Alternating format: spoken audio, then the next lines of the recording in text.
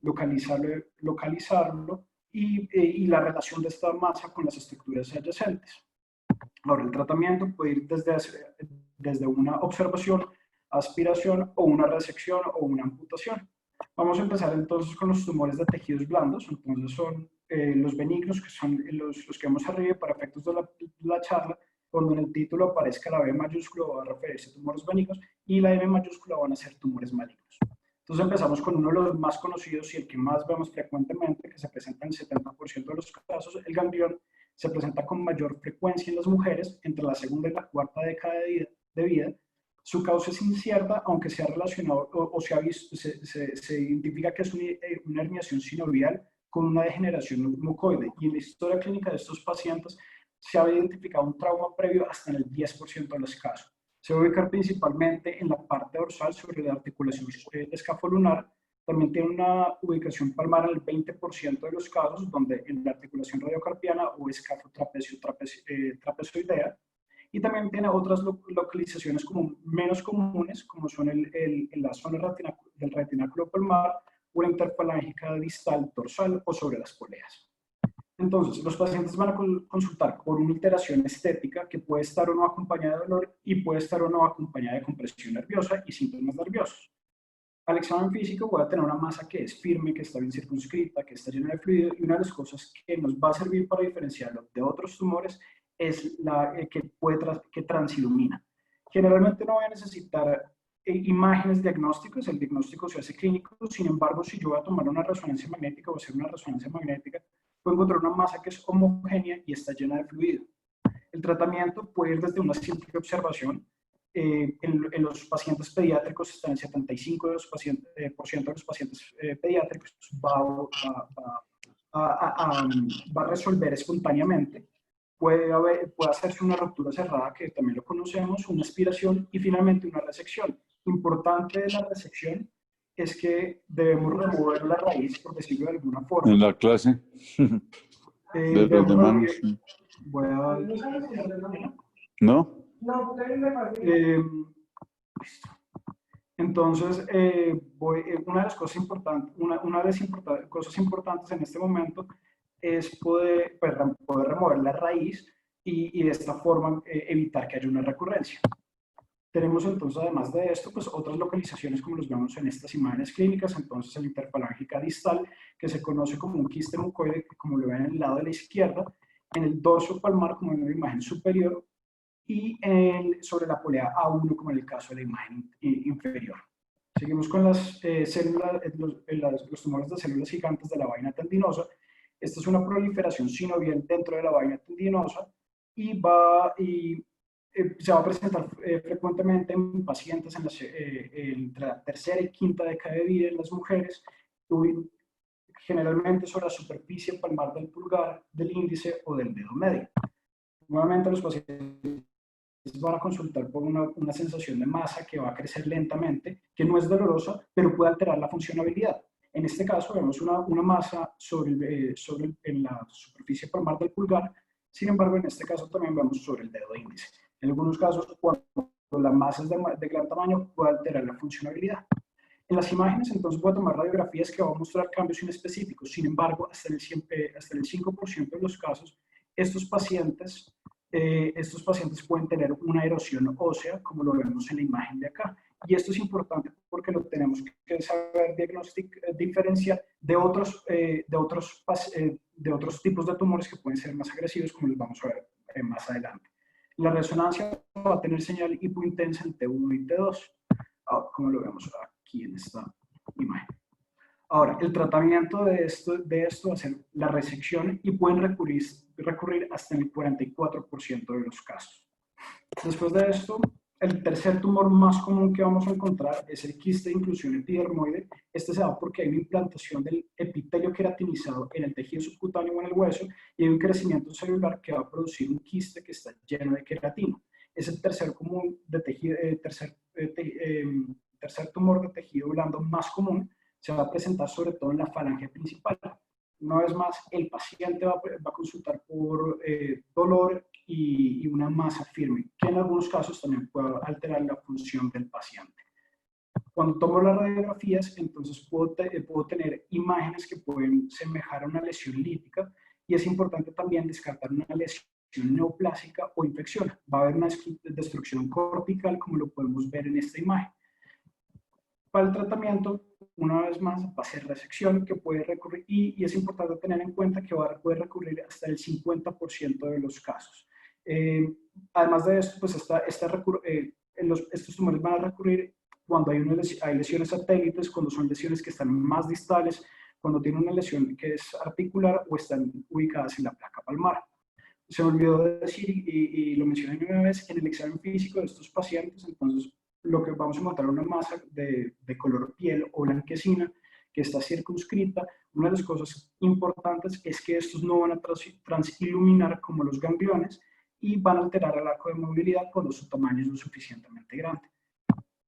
Por otro lado, tenemos los fibromas, que son 1 a 3% de los tumores benignos, y se van a dividir en principalmente en tres clasificaciones histológicas. Entonces, inicialmente tenemos los dermatofibromas, que es un nódulo de color un nódulo firme de color piel, y es importante hacer una biopsia para descartar malignidad. Va a estar ubicado generalmente casi la mitad de las veces en la superficie dorsal, y es importante también como saber diferenciarlo de un leiomiosarcoma, y esto se hace histológicamente.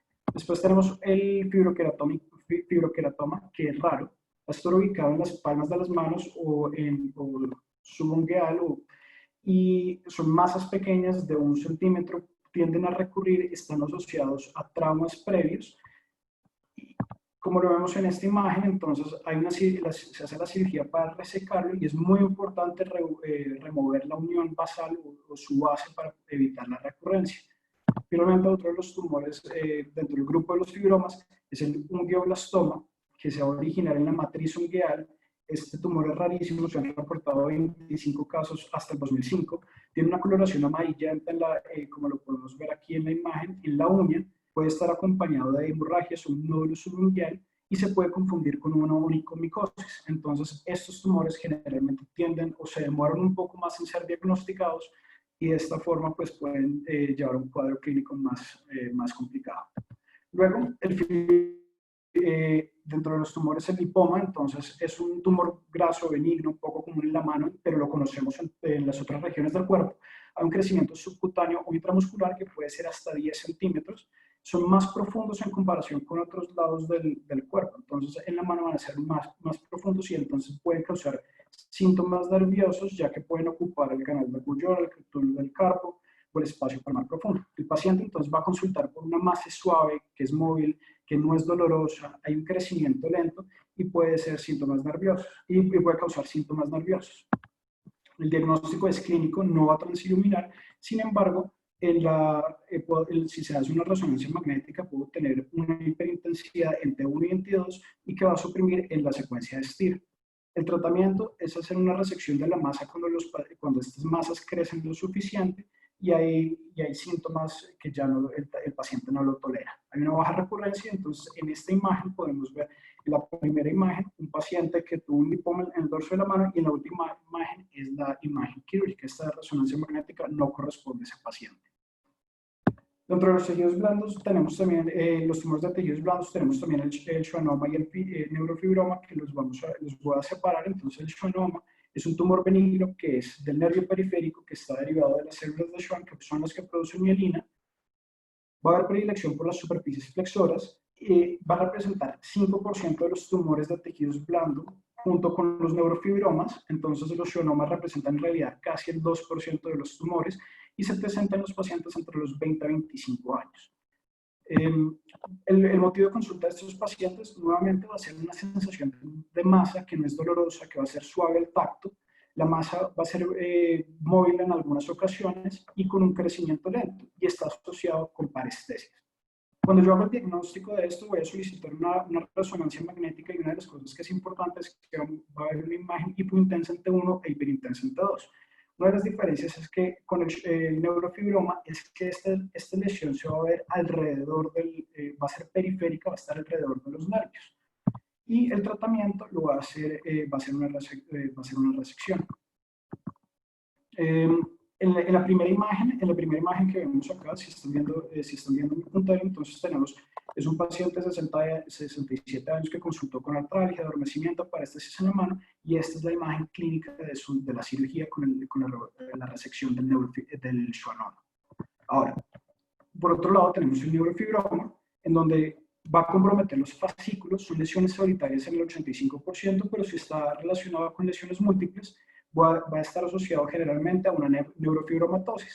El paciente va a consultar por una masa que es fija, que puede estar o no acompañada de dolor y síntomas neurológicos. Una vez más, en la resonancia va a ser hipointenso en T1 y hiperintenso en T2, y tiene una de las particularidades es que tienen lo que se conoce como el signo de la diana, signo fascicular, en donde se ven las lesiones en un borde hiperintenso con una área central de baja intensidad. Entonces, una de las cosas importantes del neurofibroma y lo que hace difícil su diagnóstico, su tratamiento, es que está dentro de los fascículos y va a comprometer los fascículos.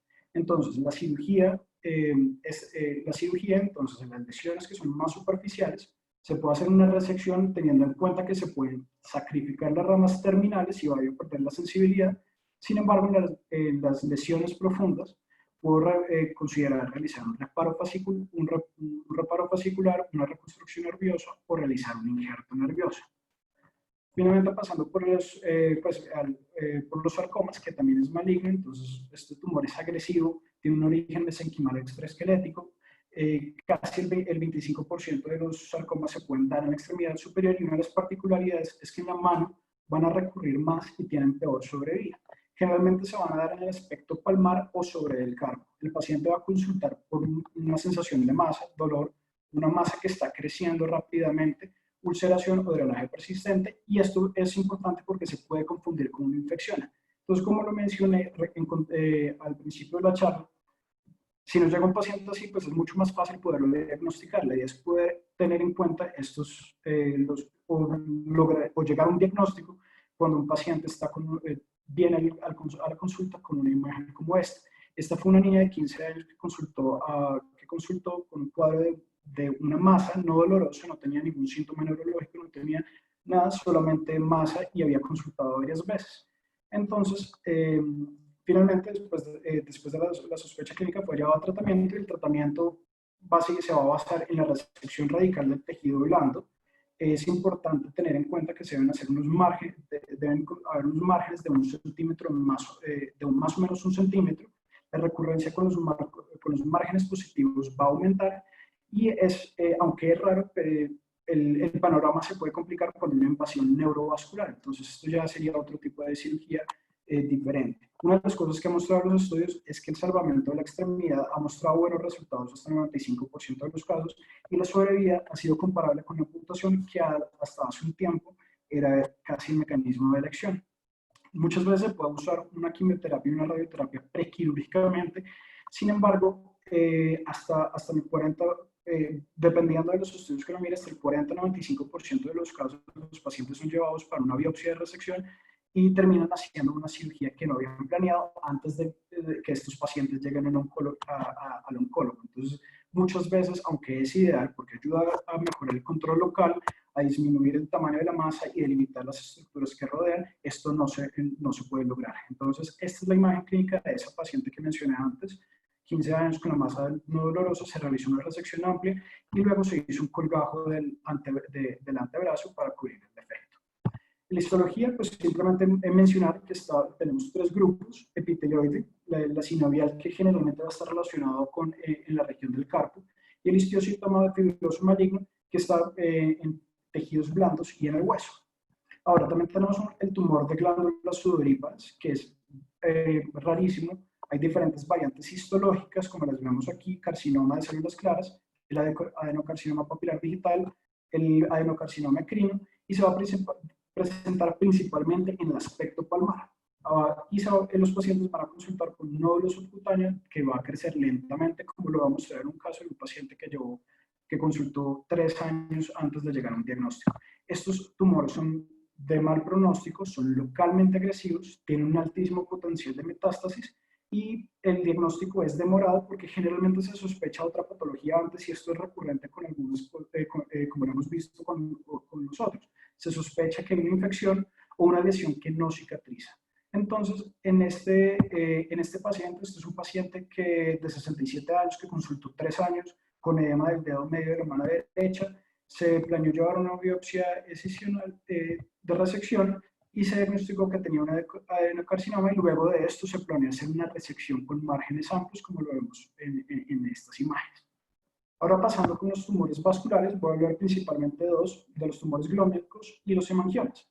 Los tumores glómicos, entonces, también se conocen como los paragangliónicos. Para recordar, el cuerpo glómico es un aparato neuromioarterial que es termorregulador y esto lo va a hacer porque hay una regulación del flujo vascular en la punta del dedo. Entonces, los tumores glómicos son amartomas benignos del cuerpo glómico. El 75% de estos van a estar en la mano y el 50% de esos van a ser subungueales. Se van a presentar principalmente entre la cuarta y quinta década de vida y los pacientes van a consultar por una masa pequeña roja con hipersensibilidad al frío y el dolor a la palpación. Estas son como las dos cosas más importantes de este tumor, es la hipersensibilidad al frío y el dolor a la palpación. Son casi patognomónicos, por decirlo de alguna forma. Y además de esto, en los estados más avanzados vamos a tener deformidad y descoloración.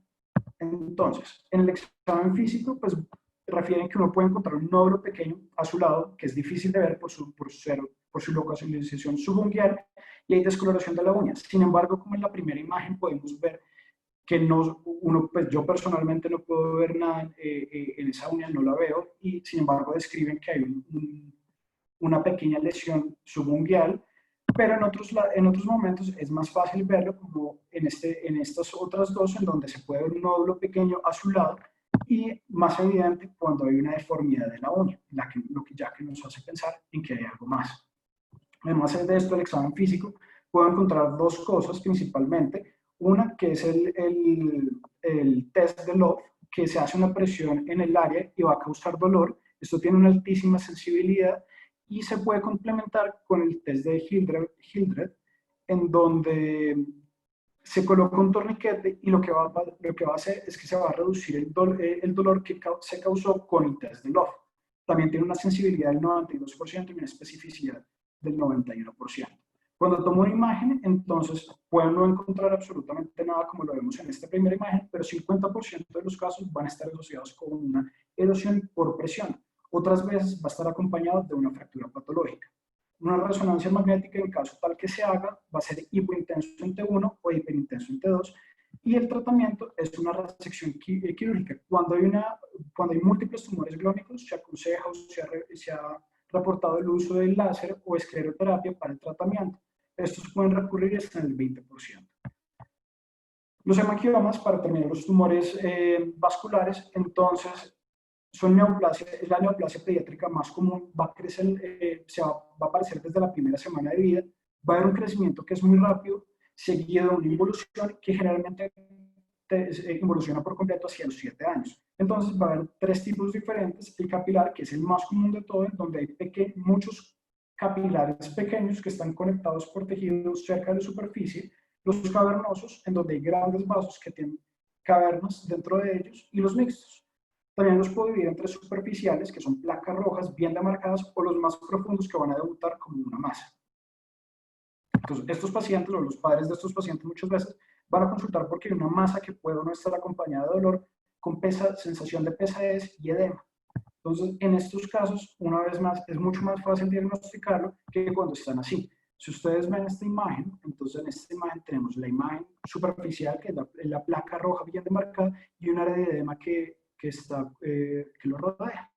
Entonces, las radiografías de estos pacientes van a ser normales o pueden tener flebulitos, calcificaciones dentro de la lesión, puede haber una erosión de la cortical ósea, y en los casos que va a hacer una resonancia, va a haber una hipo o isointensidad en T1 acompañada de una hiperintensidad en T2. El tratamiento, en los casos más pequeños, voy a observarlos porque, como se mencionó ahorita, pueden involucionar, y el tratamiento también puede ser farmacológico, usando corticoides, interferón alfa, propanolol, o quirúrgico, donde se hace una resección cuando hay una alteración funcional. Entonces, en este caso, hay un crecimiento rápido. como en este caso, en donde se hizo una resección de la lesión. Ahora, para el gran grupo de los tumores óseos, nuevamente, cuando la diapositiva tenga B es benigno, M entre paréntesis es maligno. Sin embargo, voy a hablar de las generalidades primero.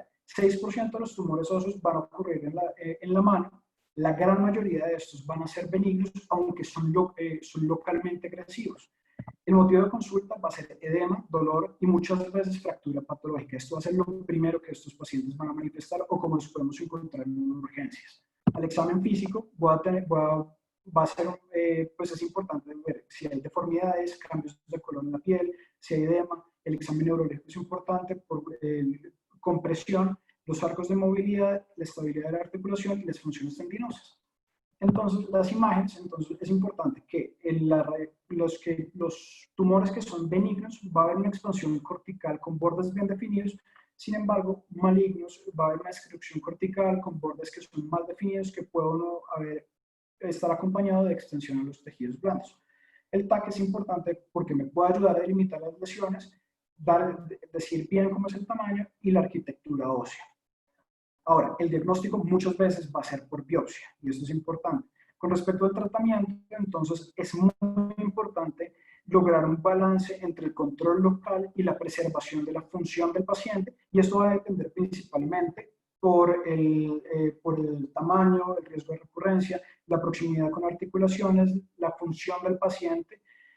Sin embargo, también puede ir desde un curtaje hasta una reconstrucción o una amputación. Ahora vamos a hablar de los tumores, vamos a empezar con los benignos, donde podemos encontrar primero el encondroma, que es un tumor de cartílago benigno, un tumor de cartílago hialino. Son focos aberrantes de cartílago y el 90%, y van a ser casi el 90% de los tumores óseos de la mano. Se van a ubicar principalmente en la falange media proximal y los metacarpianos y tienen un rango amplio entre la segunda y quinta década de vida. Estos pacientes van a consultar por dolor en los casos que haya dolor, porque muchas veces pueden ser asintomáticos, puede ser un hallazgo incidental o una fractura patológica. Entonces, pues como lo podemos ver aquí, entonces estos pacientes van a tener lesiones que son radiolúcidas, hay alteración del tamaño o del grosor de la cortical, en algunos casos se refieren a una apariencia de palomitas de maíz, que son calcificaciones, y en otros también podemos tener una encondromatosis múltiple. Entonces, en estos casos, hay que pensar en que el paciente o que este cuadro puede estar asociado a otras enfermedades, como la enfermedad de Olier, que es una enfermedad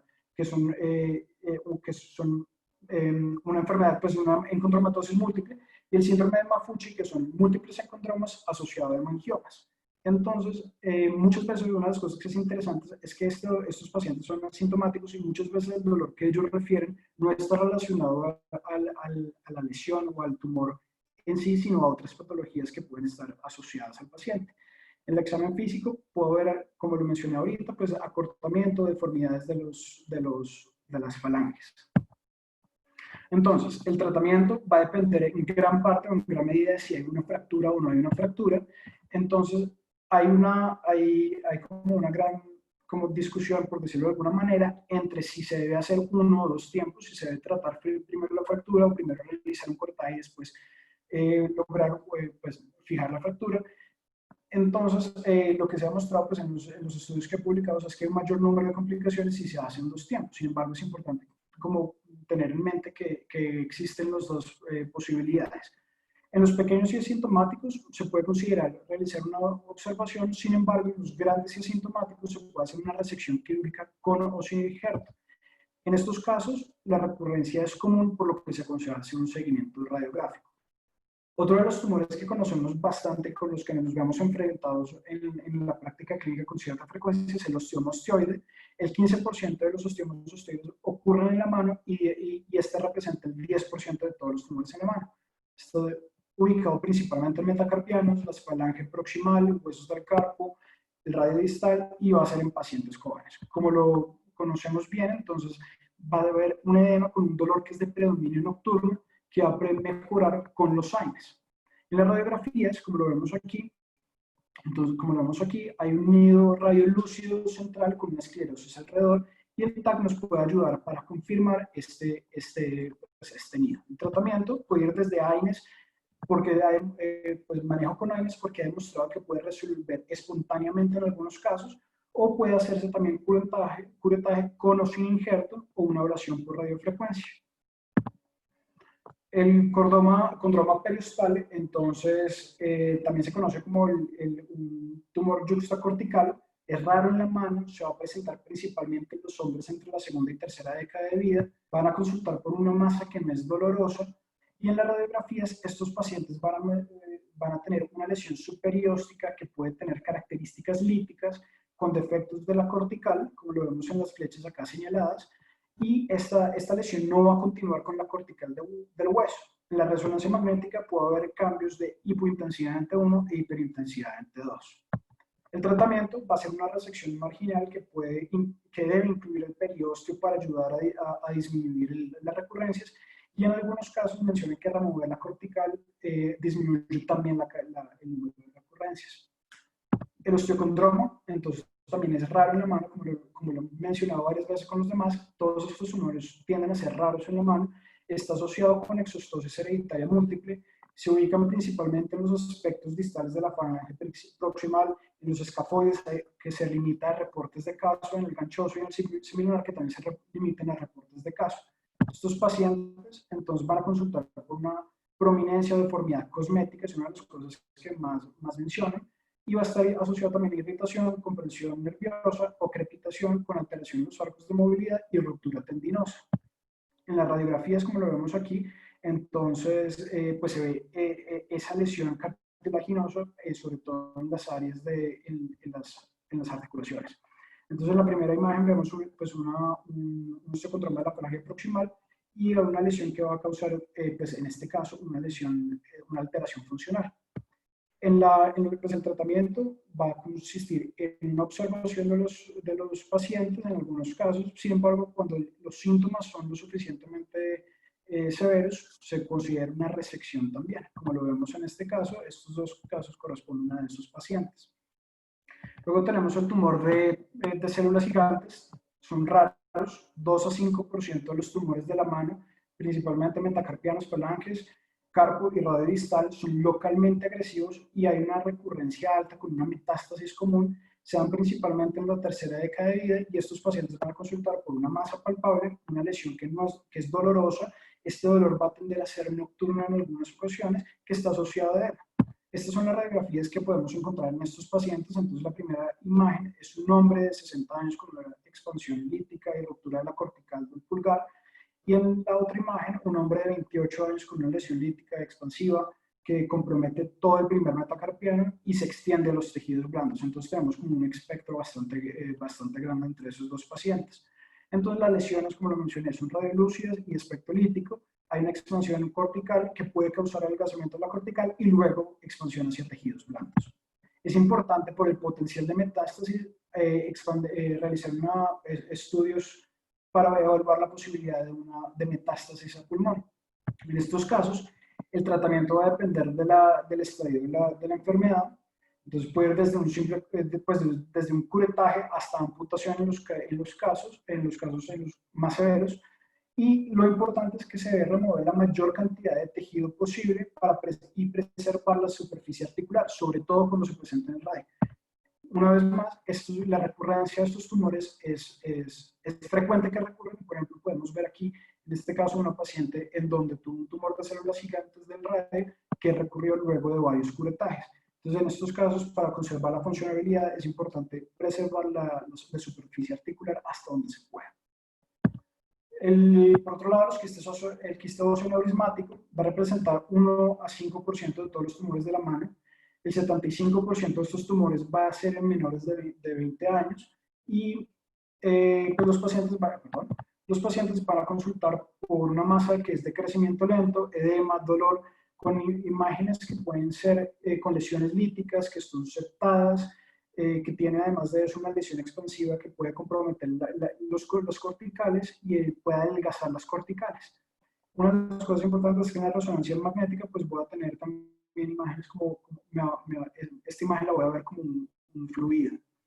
Entonces, el tratamiento pues puede hacer un curetaje con sin injertos, una resección amplia es importante y se debe considerar una amputación cuando hay una cuando hay poco stock óseo o cuando se espera que haya poco stock óseo después de esto. Es común que recurran, sobre todo en pacientes que tienen una placa fisiaria abierta. El curetaje solo puede recurrir hasta en un 60% de los casos, y cuando hay una terapia ayudante, con la terapia ayudante, esto va a descender hasta el 20%. Ahora, hablando de los malignos, entonces el condrosarcoma es raro también, es un tumor cartilaginoso, es el tumor maligno de la mano más común, puede ser de nuevo o secundario a otros tumores como el incontroma o el osteosarcoma, y va a ser localmente agresivo también. El motivo de consulta de estos pacientes, dolor y edema crónico, y va a ser una masa de crecimiento lento. Entonces, o más bien la cronicidad de estos sintomatologías porque hay un crecimiento de las lesiones. En las imágenes voy a encontrar por marginación del tumor, hay una expansión de la cortical que puede extenderse a los tejidos blandos, como lo vemos en este caso. Ahora,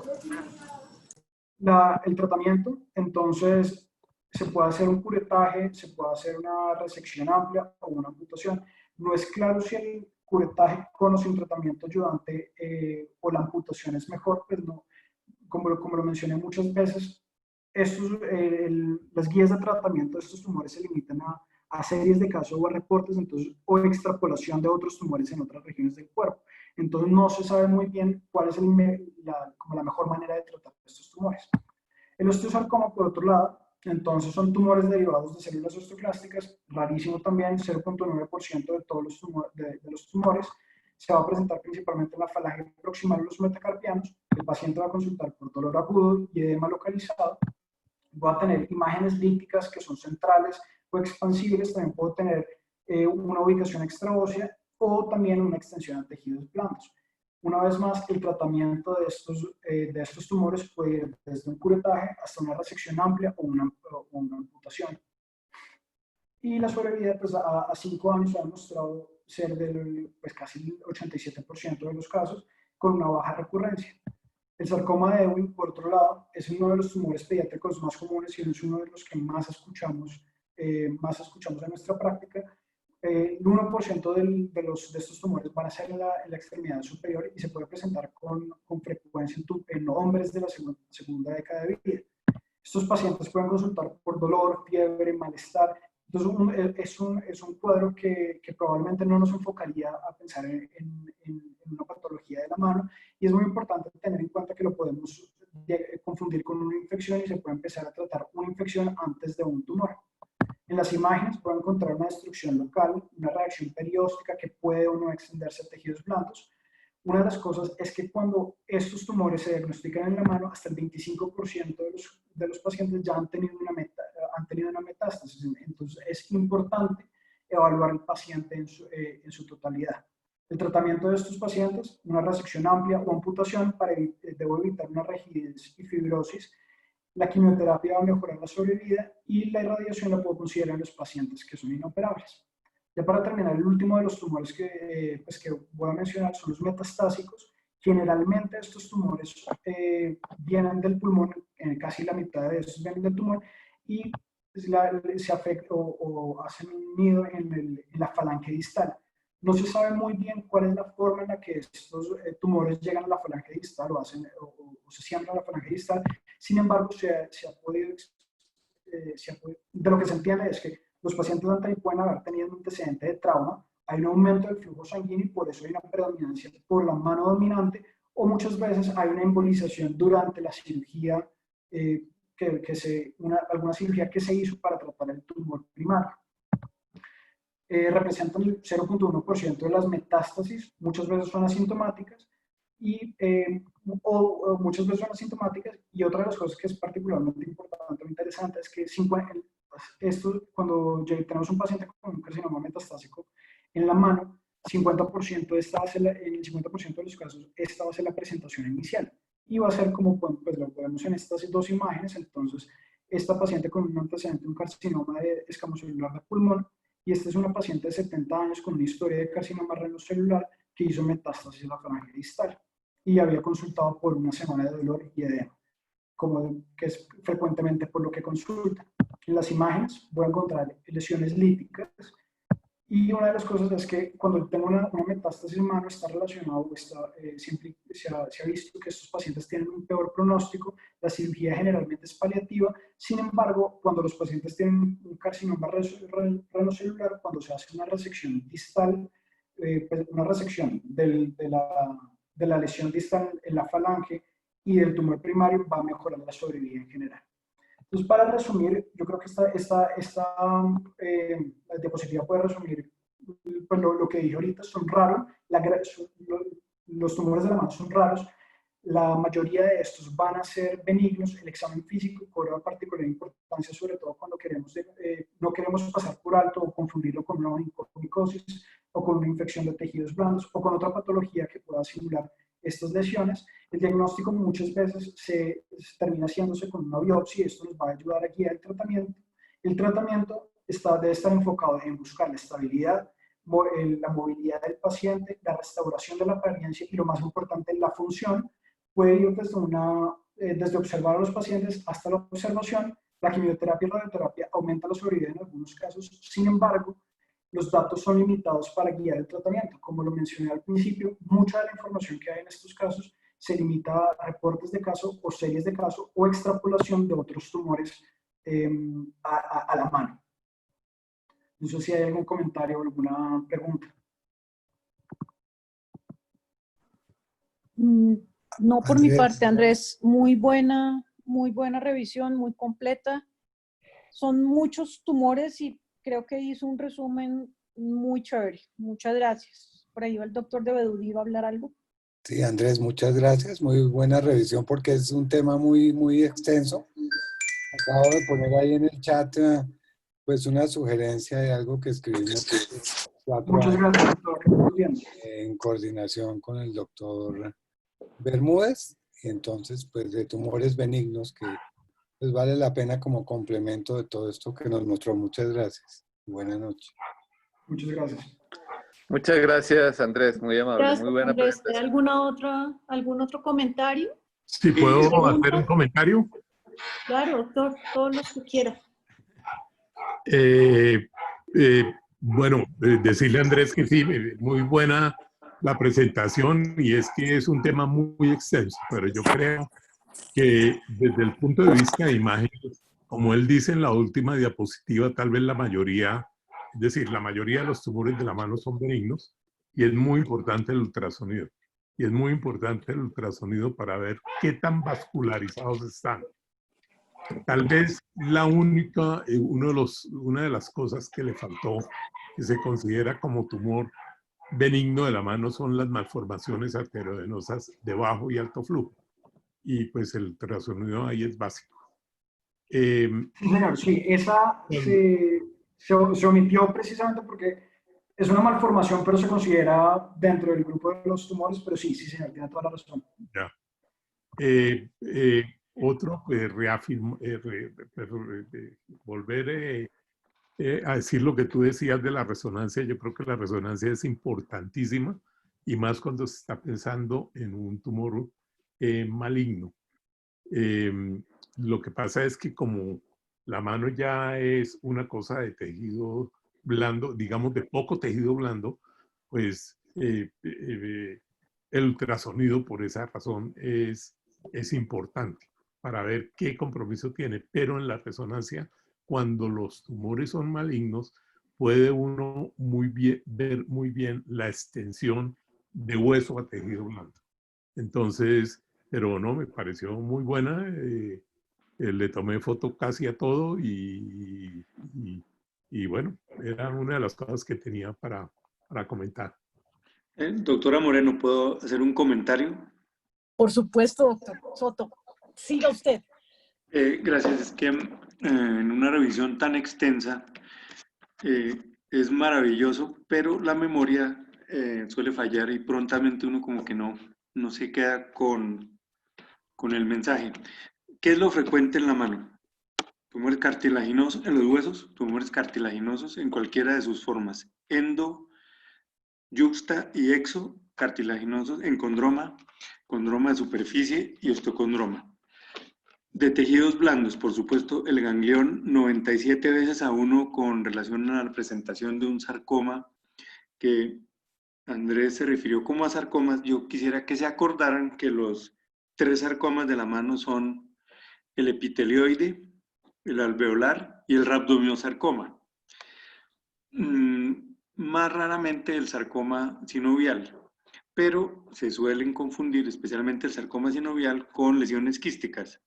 Radiológicamente es muy sencillo establecer, y con ultrasonido ni se diga, si es una lesión sólida, si es líquida, si es mixta, y si es mixta, si sus tabiques o su cápsula realza o no con el medio de contraste. ¿Para qué? Para que no se vaya a enredar por ahí un sarcoma sinovial. Entonces, recordar esos sarcomas. Y ni hablar del melanoma.